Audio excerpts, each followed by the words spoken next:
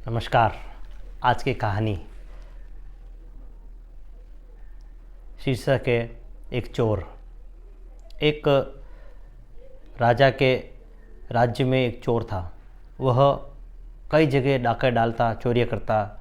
लंबा समय निकल गया चोरी करते करते उसको। एक बार चोर ने कहा कि इस बहुत ही चोरी करता करता मैं थक गया हूँ, अब ये चोरी का काम बंद करता हूँ। एक आज अंतिम बड़ा डाका डालूँगा। जो राजा का राजमहल है इसमें तिजोरी में से जेवरात चोरी करूँगा और उसके बाद ज़िंदगी में कभी चोरी नहीं करूँगा। संकल्प लिया, राजा के महल में गया। बड़ा शातिर चोर था। कई पहरेदार होते हुए भी वह राजा की राज तिजोरी थी वहाँ तक पहुँच गया। तिजोरी में जाकर उसने धीरे धीरे उसमें जो भी उसके ताले थे उसको तोड़ना या खोलना शुरू किया। बड़ी कुशलता से वह ताले खोल चुका था।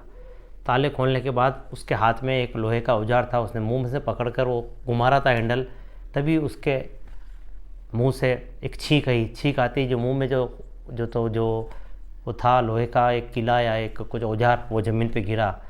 छींक और उसके लोहे के जो था हथियार, उसके गिरने की जो आवाज़ आई, उस आवाज़ के कारण जो बाहर चौकीदार जो सैनिक थे उनको पता चल गया कि अंदर निश्चित रूप से अंदर कोई न कोई व्यक्ति है, चोर है। चोर चोर चोर इसका हल्ला हुआ। हल्ला होते ही सैनिक आने लगे। चोर ने बोला कि आज तो मेरी ज़िंदगी का अंतिम जो ये डाका था, ये मुझे लग रहा है कि मेरे जीवन का ख़त्म करने वाला ही डाका है। क्या करा उसने, पूरा जोर लगाकर वहाँ से भगा। वो इधर उधर कूदते हुए वह महल से बाहर निकल गया। पीछे पीछे सैनिक, आगे आगे वह चोर। कहते हैं ना, जब व्यक्ति की जीवन मरण का प्रश्न होता है तो वह अपनी शक्ति से 4 गुना अपनी ताकत लगाकर दौड़ता है। अंदर से कोई शक्ति आती है।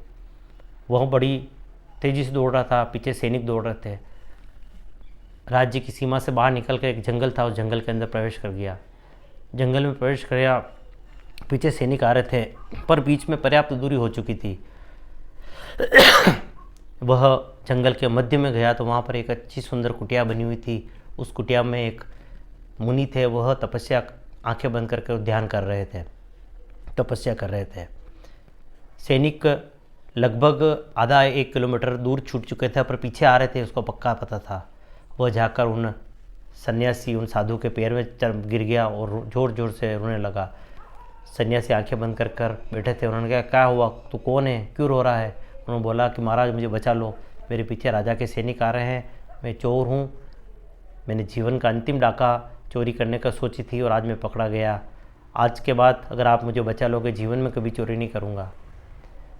साधु ने कहा कि ये तो तू मेरे जान संकट में है इसलिए बोल रहा है। कि नहीं नहीं, मैं आपके समक्ष आपके चरणों की सौगंध खाता हूँ, इस प्रकृति की सौगंध खाता हूँ, ये मेरा अंतिम डाका था।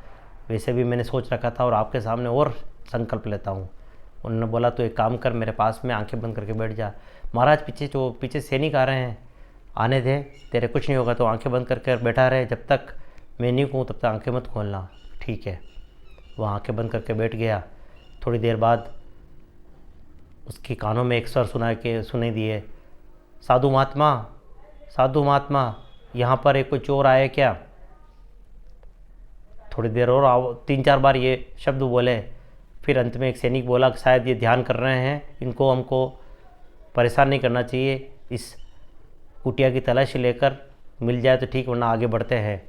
उस परिसर की तलाशी ली, तलाशी में कुछ मिला नहीं और वहाँ से वह चले गए। थोड़ी देर हुई, जो साधु थे उन्होंने उस चोर को कहा, उठ। सैनिक गए, आंखें खोली। उसने कहा, महाराज ये ऐसा क्या चमत्कार किया आपने? मैं साथ में बैठा हूँ, मेरे सामने आवाज़ आ रही है, मैं सामने बैठा हूँ, फिर भी मेरे को वो देख नहीं पा रहे थे, मैं क्या अदृश्य हो गया था? उन्होंने कहा, नहीं, चमत्कार नहीं हुआ, तो अपने ऊपर देख, तेरे ऊपर क्या परिवर्तन आया? उसने खुद को देखा तो पता चला कि एक भगवा वस्त्र उसके ऊपर पड़ा हुआ था। साधु ने उसकी आंखें जब बंद थी, उसके ऊपर एक भगवा वस्त्र डाल दिया। जब सैनिक आए तो सैनिक उन दोनों साधु को, चोर को भी साधु समझकर उसके प्रणाम किया और उनसे बात कर रहे थे, जबकि वो चोर था, और उसको साधु समझकर वहाँ से चले गए। मुनि ने बोला कि इस वस्त्र का, इस भगवा वस्त्र का एक यह आशीर्वाद है तुझे कि तू बच गया, इसको जीवन में धारण कर। चोर ने मुनि के चरण स्पर्श किए, उनको गुरु बनाया और अपने आप को उनके संन्यास लेकर समाज को आगे बढ़ाने में अपने जीवन को लगा दिया। यह चमत्कार है भगवा रंग का।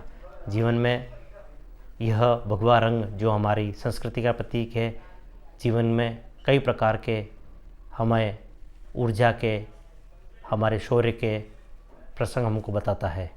इस भगवा का सम्मान करें और इस भगवा को अपने जीवन, अपने घर के छत पर लगाएं और इस मंगल पताका के द्वारा अपने घर में, अपने जीवन में मंगल करें। यही कामना। नमस्कार।